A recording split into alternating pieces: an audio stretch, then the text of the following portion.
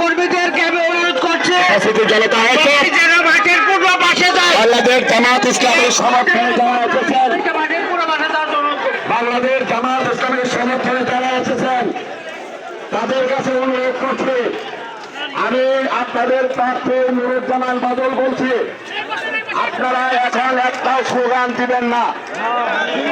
সবাই স্টেজের সামনে যারা দাঁড়ায় আছেন তারা এইখানের সামনে জায়গাটা খালি করে দেন। সবাই দয়া করে জায়গাটা খালি করে দেন।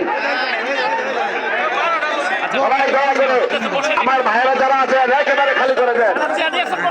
সম্মানিত ধানুশ্রীদের সমর্থক ভাইদের অনুরোধ করছি, আমরা এইখানে সরকারের উদ্যোগে যে অনুষ্ঠানে এসেছি এইখানে আমরা ইস্তেহার পাঠ করব। আমাদের সম্মানিত মাহমুদুল হক রুবেল ভাই, সম্মানিত মাহমুদুল হক রুবেল ভাই আমাদের এই এলাকার সাবেক 3 বারের এমপি এবং আমার অত্যন্ত শ্রদ্ধাভাজন ব্যক্তিত্ব জনাব মাহমুদুল ভাই রুবেল ভাইয়ের সম্মানে আমি আমার দলীয় নেতা কর্মীদের বলবো, আপনারা এই স্টেজের একটি সাইড দয়া করে খালি করে দেবেন।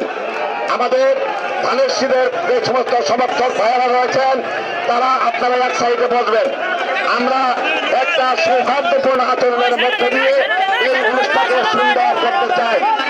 রাস্তার আমাদের এই স্টেজের পূর্ব দিকে যারা বসেছেন এই সারিটা পুরো দমে খালি করে দেন দয়া করে।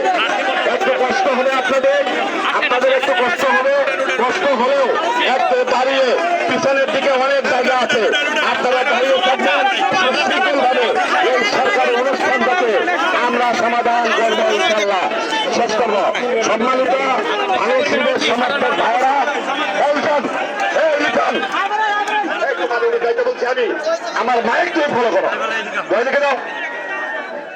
আমাদের সম্মানিত দাঁড়িপাল্লা মার্কার সমর্থনে যারা এখানে এসেছেন তাদের অনুরোধ করছে আমাদের ধানেশ্বরের সমর্থক ভাইদের জন্য পূর্ব পাশের যে সাইডটা এই চেয়ারগুলো খালি করে দেন।